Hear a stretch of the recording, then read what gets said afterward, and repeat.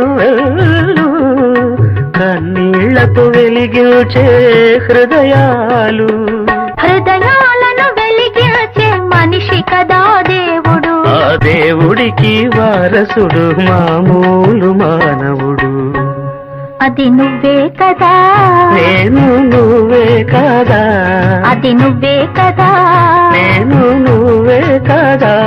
నువ్వు రాయివి కావు, గంగవు కావు, నే రాముడు శివుడు కానే కాను.